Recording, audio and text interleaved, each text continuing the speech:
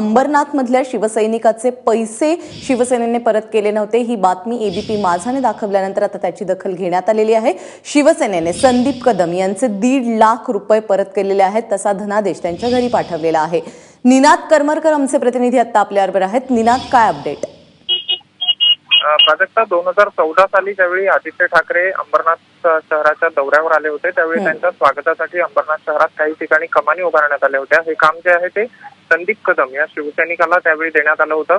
त्याने 3 लाख रुपये व्याजावर घेऊन हे काम त्यावेळी केलं होतं। मात्र 3 वर्षांनंतर सुद्धा त्याला या कामाचे पैसे देण्यात आले नसल्याची तक्रार त्यानं माझाकडे केली होती आणि हा प्रकार शुक्रवारी माझानं समोर आणल्यानंतर अवघ्या काही तासातच शिवसेनेनं त्याची दखल घेऊन 3 लाखांपैकी 1.5 लाख रुपयांचा धनादेश आज संध्याकाळच्या सुमारास त्याच्या घरी पाठवलेला आहे आणि हा जो 1.5 लाखाचा धनादेश त्याच्या घरी पाठवला आहे त्याबद्दल संदीप कदम यांनी माझाचे आभार मानलेले आहेत। निनाद, धन्यवाद या सगळ्या सविस्तर माहितीबद्दल। खरं तर हे संपूर्ण प्रकरण काय आहे? निनाद, हा जो संदीप कदम नावाचा व्यक्ती आहे तो नेमका कोणत्या कारणांमुळे अडचणीत आलेला होता, पाहूया त्याच संदर्भातला एक रिपोर्ट। माझे मिस्टर चालता येत नव्हते, तरी नगरपालिकेत जात होत्या माझे मिस्टर की आम्हाला थोडंफार तरी आम्हाला द्या। हे अश्रू आहेत पक्षानं पाठ दाखवल्यामुळे पूर्णपणे खचलेल्या शिवसैनिकाच्या पत्नीचे। हातात शिवबंधन बांधलेल्या संदीप कदमांवर रस्त्यावर येण्याची वेळ आली आहे। मुंबईलगतच्या अंबरनाथमध्ये राहणाऱ्या संदीप कदमांच्या डोक्यावर 3 लाखांच्या कर्जाचा बोझा आहे आणि हे कर्ज फेडण्यासाठी सुरू असलेल्या संघर्षादरम्यान संदीप कदमांना अर्धांगवायूचा झटका आला। मात्र या दुहेरी संकटासाठी संदीप कदमांनी शिवसेनेला जबाबदार धरलंय।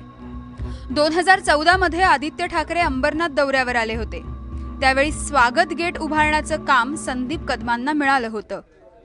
मी ज्या माननीय आदित्य साहेब यांच्या स्वागत गेटसाठी जे काम केलं होतं त्या कामासाठी मी मार्केटमधून पैसे उचलले होते 3 लाख रुपये व्याजाने, आणि ते हे लोक आज उद्या करत राहिले। मला त्या टेन्शन आलं मला व्याजाचं। समोरचं मला पैसे आत्ता पाहिजे, तर मी कुठून देणार? त्यावेळी कधी काम केलं होतं? 22 जानेवारी 2014ला। खर्च किती आला होता? मला खर्च त्या टायमाला 3 लाखाच्या आसपास आला होता। ज्या जोमानं संदीप कदमांनी आदित्य ठाकरेंच्या स्वागताची तयारी केली त्याहून जास्त कष्ट त्यांना त्या कामाचे पैसे मिळवण्यासाठी घ्यावे लागतात। मात्र 3 वर्ष येरझऱ्या मारूनही संदीप कदमांना फुटकी दमडीही मिळालेली नसल्याचं ते सांगतायत। ह्या टेबलवरती जायचं तो बोलायचं हे कसलं काम आहे? शिवसेनेचं काम आहे, शिवसेना बिल देईल, आम्ही कशाला नगरपालिका कशाला बिल देऊ? मग ते लोक काम माझी फाईल थांबून ठेवायची तसेच। मग ते एमटेकवाला ज्याच्या नाव लायसन्सच्या नावावर काम दिलं मला, त्यांनी ती फाईल घेऊन टाकली। तो बोलला मी थोडं काढून तुला देतो बोलला। मला 1 रुपया त्यातला अजून भेटला नाहीये। मी व्याज भरतो आज 3 लाखाचा।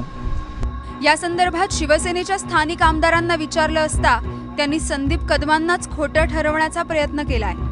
मला तर काही माहिती नाहीये या बाबतीबद्दल, परंतु जर पक्षाचा जर काही कार्यक्रम असेल तर आम्ही सर्व शहर प्रमुख अरविंद जेवाळेकर असतील, नगराध्यक्ष असतील, आम्ही सर्व बसून ते प्रोग्राम करत असतो आणि ज्या वेळेस जे असेल बिल आम्ही क्लिअर करत असतो। जर असे काही आरोप करून जर कोणी असं करत असेल तर ते चुकीचं आहे। आम्ही त्याला जे काय मदत करायची असेल तर आम्ही वैयक्तिक आम्ही सर्व मदत करू, परंतु हे जे चुकीचे काहीतरी संघटनेचं काम घेतलंय आणि 3 लाखाचं बिल म्हणजे छोटं मोठं अमाऊंट नाही आहे।